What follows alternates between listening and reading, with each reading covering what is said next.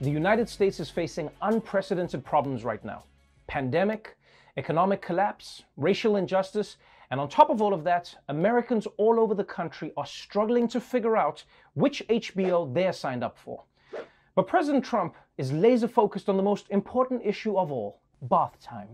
The Department of Energy has taken it upon itself to propose a new rule that would essentially increase the maximum flow of showerheads, and this comes after the president just last week complained about this issue during a tour of the Whirlpool manufacturing plant in Ohio. Listen to this. You go into a new home, you turn on the faucet, no water comes out. You turn on the shower. If you're like me, you can't wash your beautiful hair properly. You waste 20 minutes longer. Please come out, the water, it drips, right? You know what I'm talking? They put restrictors on. I got rid of that. I signed it out. Yes, while some of us get our best ideas in the shower, Trump gets his only ideas about showers. I mean, we laugh. But what if this whole time, low-flow shower heads really were the reason that Trump's hair is so weird? I'm not gonna lie, I don't think I'm prepared to see Trump coming out looking like a dehydrated Dolly Parton. But this is what's so frustrating about Donald Trump, is that he can get stuff done.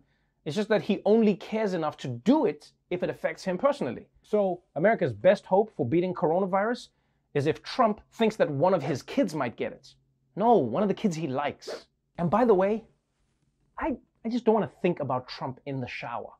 You know, it's like hearing your grandma complain about all the ads on Pornhub. No, Mima, now that's in my head.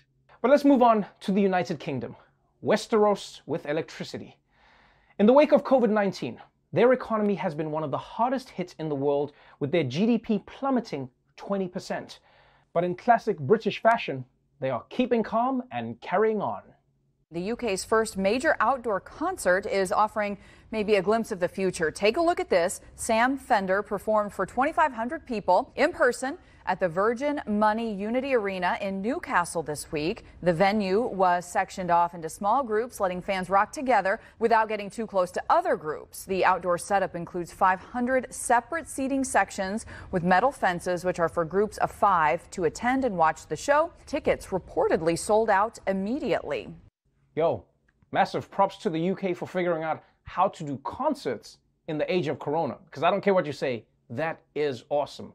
Although I will say the mosh pit just didn't have the same energy. I gotta figure that out. But still, this is the best way to keep socially distant at a concert. I mean, it's either this or going to see Lou Bega perform. I mean, there's plenty of elbow room either way. In fact, this is how all concerts should be from now on. Even after coronavirus is over, this is the future. Although I bet there's still going to be that one asshole blocking everyone's view of the stage by carrying his girlfriend on his shoulders. That doesn't need to be a thing. It needs to be banned. It doesn't just ruin the concert for people who can't see. It also discriminates against us guys who lack the upper body strength to carry our girls. Not everyone has traps, okay? So, concerts might be coming back, which is really good news. And here's some more good news from overseas. Countries in the southern hemisphere are now well into their annual flu season. But it turns out that because people have been social distancing and wearing masks for coronavirus, they're basically stopping the flu as well. So they got two benefits for the price of one. You know, it's like how you stop vaping to be healthier, and then you get the added benefit of no longer looking like a douchebag. Now, there's no guarantee that this will happen everywhere, but this could be great news for countries in the northern part of the world when their flu season hits in November.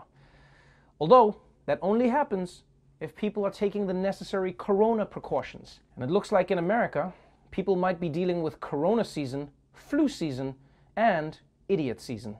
The new Mask Showdown in the Sunshine State. A Florida sheriff is banning his deputies and visitors to his office from wearing face coverings. In his order, he mandates the 900 deputies and staff on his force not cover their faces for routine work, saying in part, when you are on duty working as my employee and representing my office, masks will not be worn. And it's not just deputies. The sheriff in Marion County, Florida says anyone from the public who goes inside the sheriff's office must also remove their masks.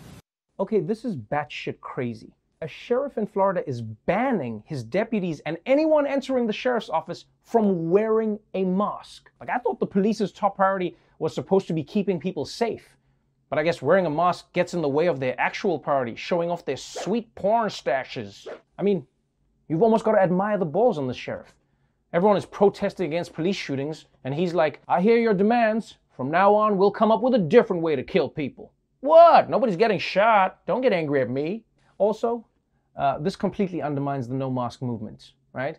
Because what do they say? This is America. You can't order me to wear a mask. And now it's like, I can order you not to wear a mask. Now that's freedom. And speaking of freedom, this next story comes out of Belarus, the Ukraine of Lithuania.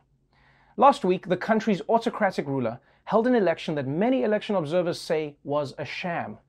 But in a country where citizens have largely been quietly resigned to their fate, this time they rose up.